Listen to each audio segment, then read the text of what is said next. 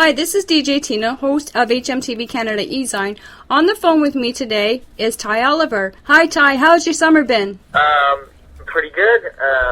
Okay, just played some shows with the band, just promoting the CD, of course, as usual, and actually just started working on some new music at home, so things are going pretty good. Very busy. Yeah.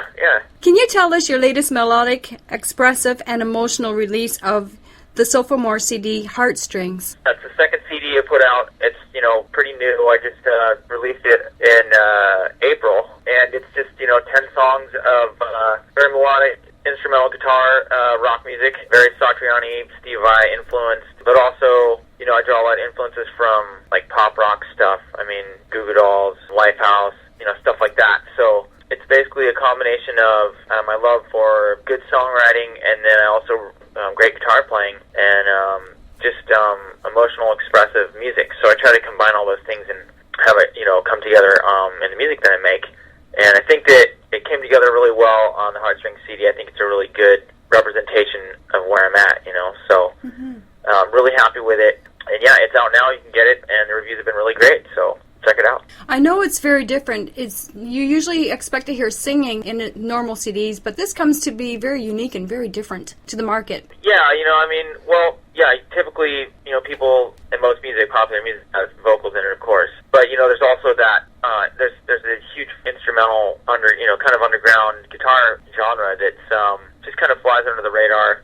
If you're a guitar player, you probably know who Joe Satriani or Steve Vai is. Oh, yeah. And those guys kind of lead the pack as far as the most popular players out there doing it. And, underneath them are, just a ton of other really great players that just haven't had as much success, so they're definitely lesser known. But that music is definitely out there if you look in the right spots. It's just, it's not as popular and well known as your typical, rock stuff with vocals. Heartstrings is filled with many different well-mastered sounds. How do you come up with the melodies in your songs that captures the feelings and thoughts and expresses them without words? It's hard.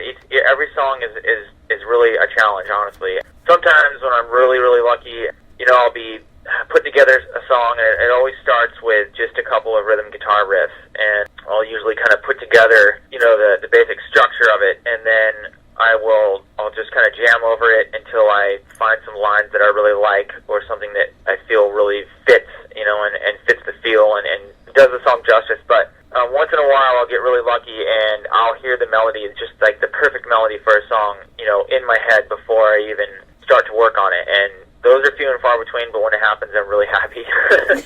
Because otherwise it's a lot of work, you write a piece of music and it's got this great feeling, and then at the same time, you want to write something as far as the melody goes that's going to really do it justice and really stand out and catch the listener's ear, because again, there's no vocals, so you really want somebody to be captured and brought into the music. And not only that, you want to have that feeling that you're trying to get across. So it's really difficult, to come up with something good. I mean, I could just throw something down that would fit and be in key or whatever, but to come up with something special that's expressive and catchy it's tough, and it takes a lot of work. I really got to work on it sometimes for it to get just right. But so I guess the saying is true when it comes to artists, that when the inspiration is there and the tune is in your head, you want to catch it at that moment before it leaves. Yeah, absolutely. I mean, like I said, sometimes there'll be a specific thing that really inspired me to create, and and therefore sometimes things will come together a lot quicker. But definitely when you're feeling inspired,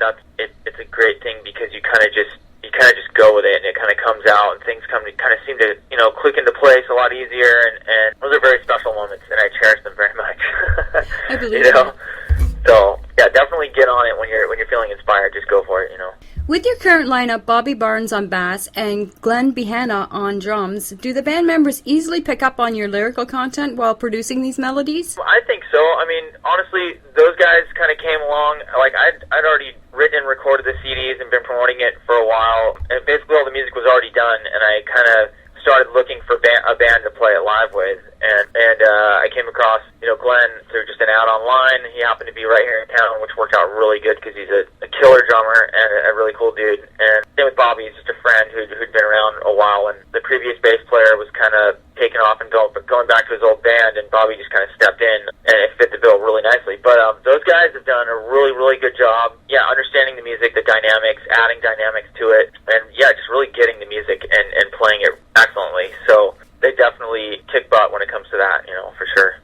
awesome. Yeah. What inspired the guest appearance solo artists Matt Cafassi, Neil Rambaldi, and Matt Sotelo of Decrepit Birth for the track Space Jam from Heartstrings? Will you be featuring these artists on the new material in the future? Well, first, what inspired it, it's kind of a long story, but I'll try to put it in a nutshell. Matt Sotelo of Decrepit Birth is a longtime friend of mine, and that was a song that he actually did in his spare time, just kind of a bedroom, jam demo, years ago. And it was pretty different. It had like a more chunky guitar riff. It was a lot heavier. It was more of a metal song, and he just had these shredding guitar solos over it. And at the time, I was going to record one, and we were just going to kind of have this whatever little track that we recorded. Then we had my buddy Finn come in on bass, and he did this killer bass line for it, and it just kind of never really materialized. And I almost was going to try and bring it to life on the first CD, Heal Through Time, but it didn't quite fit in. And then when I was writing and putting together songs for the Heartstrings CD, I found the tape of that, and I would just listen back to it, and I was like, man, there's so much potential to be cool. I really want to try and use it, because I didn't want it to go to waste. And I decided to kind of rehash it and change it around and kind of give it my own spin.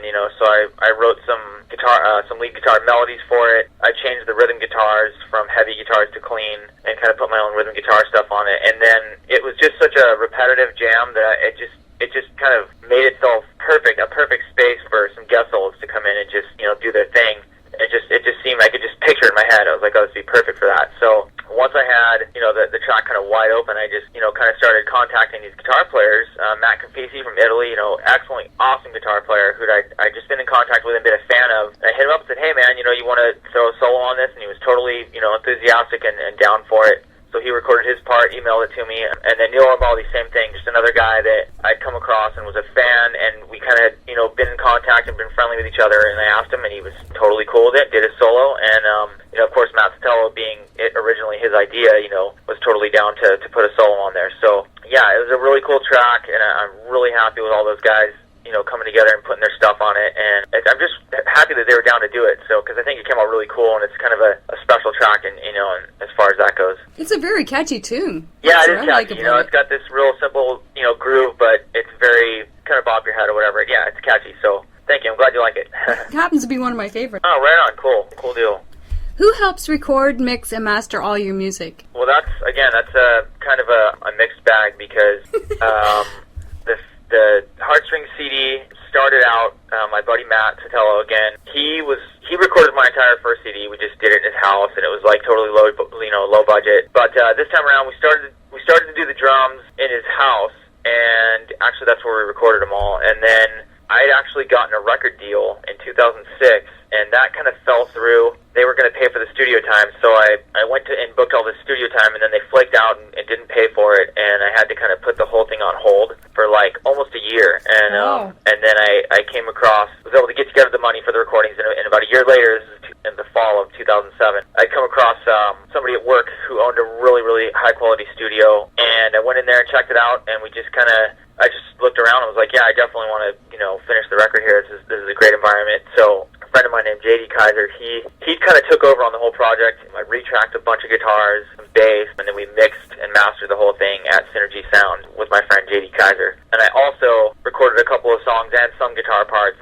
at my house, in my bedroom. So it was kind of a mix of all those sessions, and then it was all mixed and mastered at the one studio. It's kind of a mutt recording, but I think in the end result, that my buddy JD did a really good job of, making it all match and sound like it was, pretty much done at the same time. I mean, it's not perfect, but I think it came out okay, So are you looking for a record deal, or what do you expect in a record deal, or are you looking for a distribution deal instead? It would be cool. The idea of getting a record deal is exciting and sounds great, because they have the ability to ideally, promote you and, get you tours, gigs, etc. that you probably couldn't get on your own unless you had a huge pile of money. But at the same time, it's kind of like, I don't really want this person taking like 90% of the small amount of money I might make. You know what I mean? So right. If the really cool label came along and was interested in helping me out and wanted to support, what I'm doing, and they offered something, that seemed appealing and beneficial, then I would definitely be interested, of course. But I'm kind of skeptical about it, on one hand too, because of there's just so many shady, lame people out there that are just down to take advantage and steal your, all the rights to your music and just, you know what I mean? People get burned all the time, so I'm kind of skeptical, but I'm always, keeping my eyes open for something good, of course. And as far as distribution, I would love to get that too. I just, then again, it'd be great to have the CD in all kinds of stores everywhere, but then it needs that promotion to back it up so people know it's out there, you know what I mean? So some promotional help would definitely be great, For sure. Yeah. Yeah, distribution deals can be good in that way, and record labels, you got to be careful who you trust, and you really got to shop around. It's not so much the corporate anymore, but some of the independent record labels that have a good reputation and solid business license and grounding and backing behind them are good too to look into. Yeah, for sure. I mean, and I don't think a major label would even be. They wouldn't even be interested in what I'm doing. I mean, maybe, but I doubt it. Yeah, I'm definitely open to a cool indie label coming along. I would love to work with somebody like that. That'd be great. I'm just, like I said, I'm kind of cautious. That's all. I don't blame you. You got to be these days. Yeah. With the way the industry's going. Yeah. I know your influences are Joe Satriani, Steve Vai, Goo Goo Dolls, Lifehouse, and Matchbox 20, but has anybody ever mentioned that there's a little bit of Celtic sounds in some of your softer tracks and a little bit of Ronnie North similarities or influences in some of your faster song tracks? The Celtic thing, not really. And that's really an interesting take, to hear that somebody else listens to it and kind of hears that here and there. And that's cool. Never had anybody mention that before. Yeah, like you mentioned, Joe Satriani, Steve Vai, Goo Goo Dolls, Lifehouse, that kind of thing. Draw a huge influence from Satriani and Steve Vai as far as like the lead playing and just the melodies and such. And then again, like I said earlier on, I love great songwriting, and I really seem to be drawn to the pop rock format. I just like it. It's catchy, it's well constructed and composed, and I'm really drawn to that. So I like to try and combine those two. And as far as Ronnie North, I'm totally familiar with him. Wouldn't say that really an influence, but I'm definitely familiar with him and his music. Another good guitar player out there doing the instrumental thing.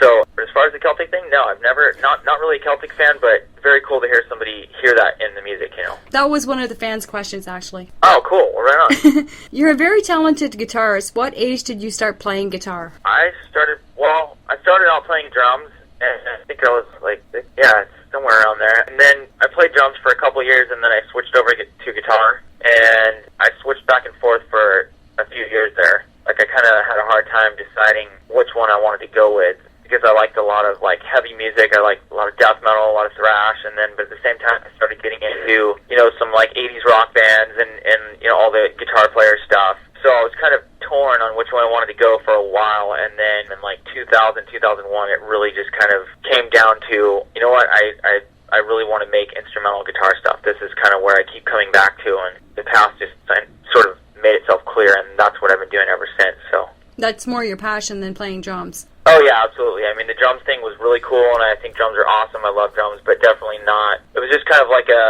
there was just that period of trying to figure it out, and then once it became clear, it's just okay, I'm a guitar player. This is what I'm doing. So, yeah, that's where it's been ever since, about 2001 so. Do you play both classical and electric guitars, and have you played a 12-string guitar? I don't play classical. I have played a 12-string. I don't own one. I'd really like to because they sound really good. They're awesome guitars. I have an acoustic, and I really like acoustic guitar for writing songs and stuff, and just adding that, just another layer of a dimension you can add to music that I just think sounds really, really good. And as far as classical, though, no, I'm definitely not a classical player at all. I can't really play with my fingers that well. I'm sure if I sat and, woodshedded on it for, a couple of years, I could probably get some chops, but it's not ever really been something I've wanted to do very much. One of these days I'll get a 12-string, though, so I'd like to add it to the collection, A 12-string is definitely challenging. Yeah, it's kind of tough, I mean, it's not easy to switch around chords and stuff on a 12-string, but they sound so good, it's like I definitely want to get one, For sure. Yeah. One fan asked, how many guitars do you have in your collection, and can you make your guitars talk? I don't think I can make them talk. I haven't really ever tried to do that very much, but I don't know, I've heard Steve Vai do that or whatever. I could probably make a couple noises come together here and there, but as far as how many guitars I have, over the last year or so, forever I just had 2 of them, and then just over this last year I've kind of started collecting them, and right now I've got 1 acoustic and I think 6 electrics. Wow. Yeah, I've got 5 Ibanez guitars and then a Jackson and Ivan has acoustic. So somewhere around 6 or 7 guitars. Yeah. You're getting quite the collection going. I know, it's kind of crazy, but I'm all addicted now. I see something that's like kind of affordable, and I could make that cool. I think we're gonna try and get it, you know. So if you're anything like me, you hit up a music store in the area, and you're like a kid in a candy store. Yeah, totally. It's like I'm always kind of keeping my eye open for something that, you know, I could, you know, definitely get into. So I don't usually have the budget for it, so oh, it's disappointing.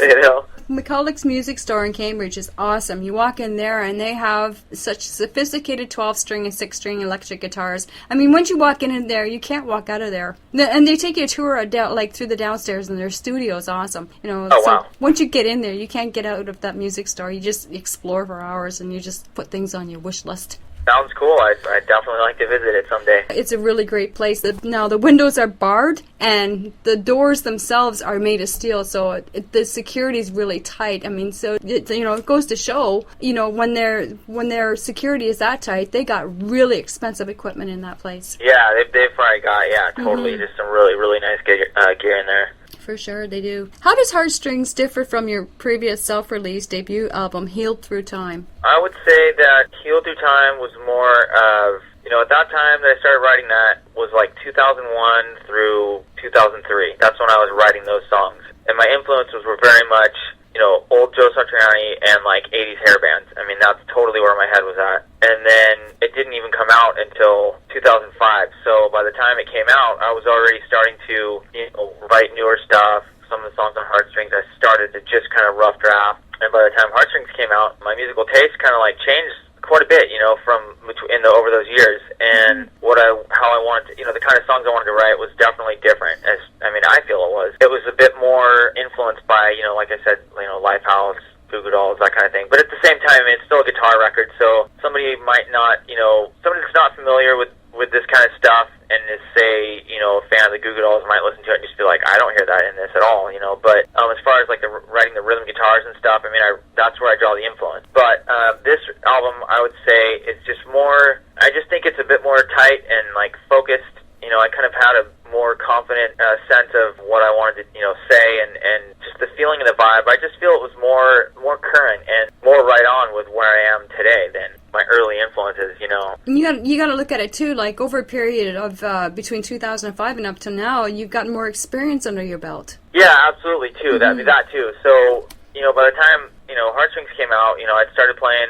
I'd gotten to get a band together and play, you know, as an instrumental guitarist, solo artist, you know, I'd gotten to go out and play live. So, whereas before that, when I did Heal the Sound, I had never done it. It was just something I'd done in my bedroom when I was just like, I'm going to, like, put out this CD and kind of start this ball rolling, you know, and eventually I want to play live. And so, in between albums, you know, we got the band together and started playing out live. And, yeah, so there was definitely some more experience in just my taste in guitar tones and just, you know, all kinds of things had changed a bit, and I'm excited because I think it's going to change more for the next one, you know. It's great. It's very exciting because I'm not exactly sure where it's going to go, but it's just to kind of like listen to new bands and get these different influences and kind of, you know, see what comes next. But back on topic, I'm sorry, I kind of get carried away. That's okay.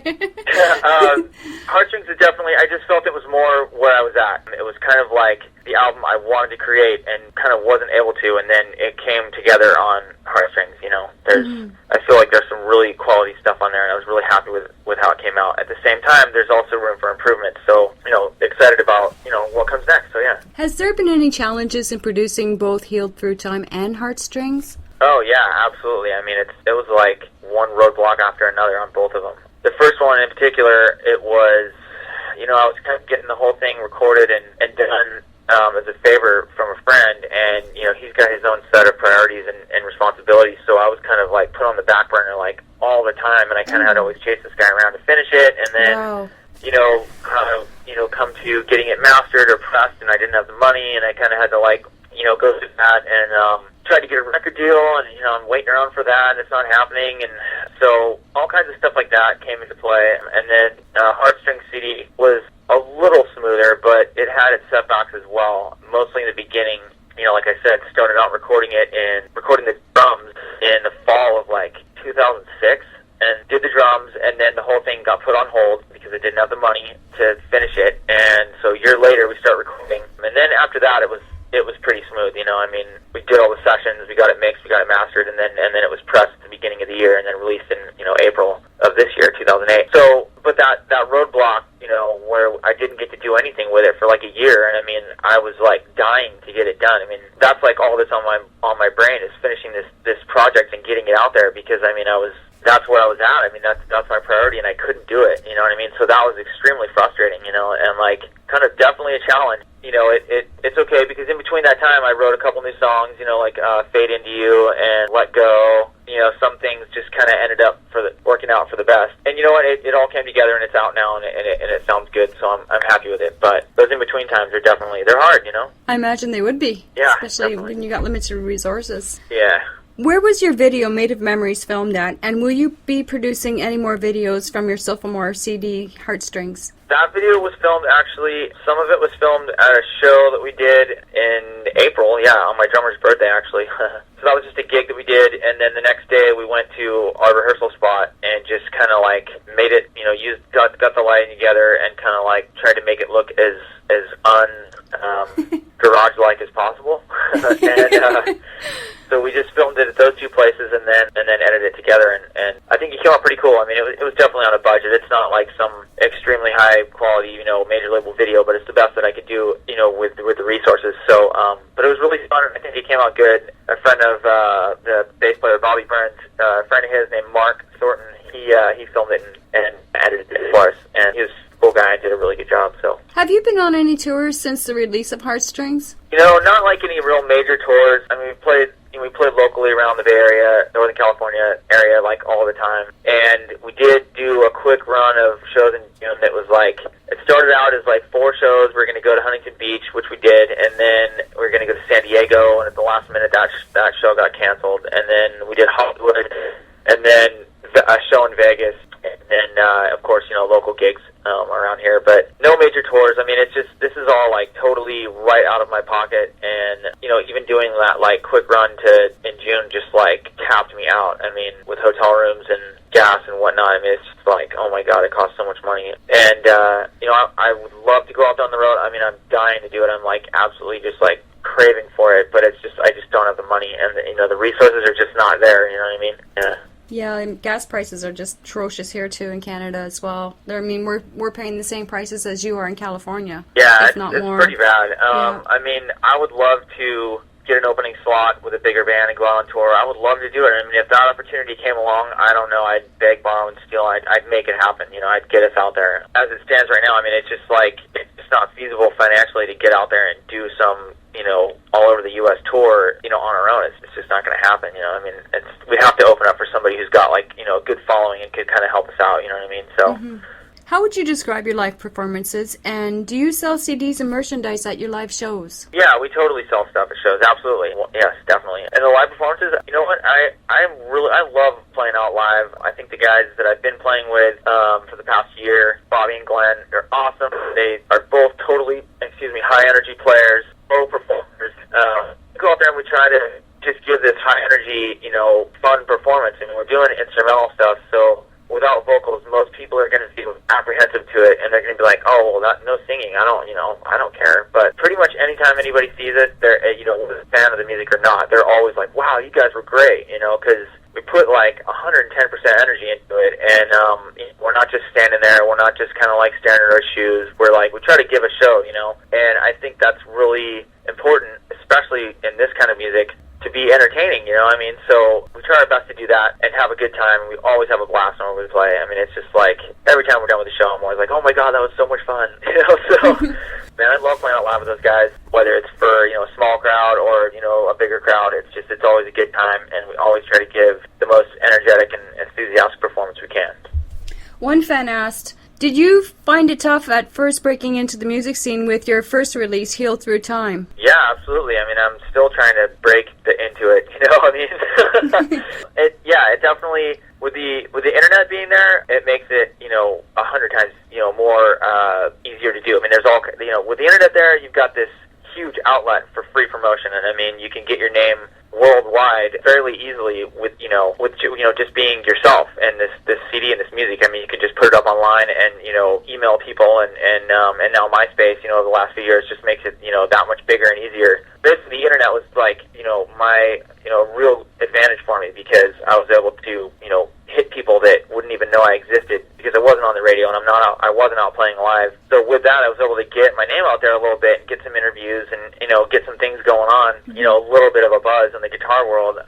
Early on, when I just put out that CD, and then, I was able to, and then we started playing out live, so that helps, again, a lot. It's always a struggle to just kind of like get yourself out there, that much more. It always seems to me like, you get to a certain point and people are interested and they like it and you're getting good feedback, but there's always room for, further exposure. I mean, especially an independent artist like myself, just struggling to get their name out there. I mean, there's always room for improvement. There's always something I can do to further promote. So yeah, it's constant work. I mean, but I'm doing it because I love it and I believe in it, and it makes me, it's like the greatest thing in the world when somebody emails you or gets the CD and lets you know, oh my God, I love this music, it's so killer, and you're just like, wow, okay, now it's like I'm not wasting my time here, you know what I mean? So, But yeah, it's a lot of work. I mean, you got to be, if you want to do the whole music trip and you're serious about it and you want to get your name out there, be prepared to really just, I mean, you got to be absolutely committed to it, and don't expect to make a bunch of money. I mean, of course, there's those people who get lucky and they get a break and they make it overnight and they're like huge rock stars. The rest of us are slaving away trying to make it, you know what I mean? Mm-hmm, exactly. With a lot of uncertainty in the music industry today, what is your opinion of the industry and where it's going in the business sense? Yeah, it's kind of a bummer to see. I'm always reading like Entertainment Weekly or Rolling Stone or whatever, any music magazine or anything, Entertainment Mag, and it's just a constant, the music, these sales or whatever, or just, in general, has just been on a decline. It's like CD sales are down, ticket, concerts aren't selling out as much, and it's kind of a bummer, because I see it definitely, it's it's the digital age, it's turning more into like MP3s and people just downloading stuff for free and iTunes and all that, and you see music stores close down. I mean, there was 5 CD stores in the town I live in, a couple of years ago, and now there's like 2. Wow, what a huge difference. And so it's a bummer to see that, I kind of see the physical CD like going away in a few years, and that's a bummer to me. I like having an actual CD in my hand with like artwork and the whole thing. At the same time, it makes sense to just download a file, because then, you're saving money on packaging, and it's just more convenient. It's going towards convenience, and I also see there being a shift in power towards the independent artists, and those independent labels, because there's so much more. The independent artist has so much more access to free promotional tools that they didn't before. That it definitely takes a bite out of the major label. So there's definitely that shift in power, and things going more indie style, and it's going more towards the download and iTunes and that kind of thing. At the same time, a major label has the contacts and the financial backing to promote you in a way that most indie labels or artists can't do. So I don't know. It's exciting to see happen, but kind of a little bit of a bummer to see it going away from what I'm used to. But I mean, that's all part of change, I guess. Mm-hmm.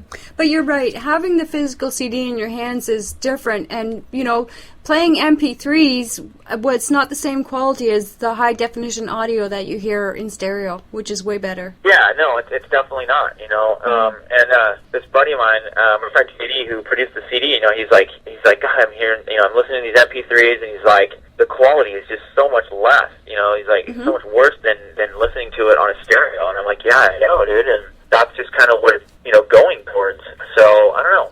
It'll be interesting to see exactly what happens over the next 5-10 years. Where it ends up. Before we wrap up our interview, can you tell our audience where we can access your music to buy CDs and Oliver merchandise online? Yeah, absolutely. You can get the CD, the Heartstring CD, is available on iTunes. Just search Ty Oliver. You can get it on CD Baby. You can get it on guitar9.com. And always, of course, you can just go right to tyolivermusic.com, and it has links to all the previous outlets that I just mentioned, as well as you can pay for it through PayPal, and I'll mail it out to you personally. So yeah, just check out tyolivermusic.com.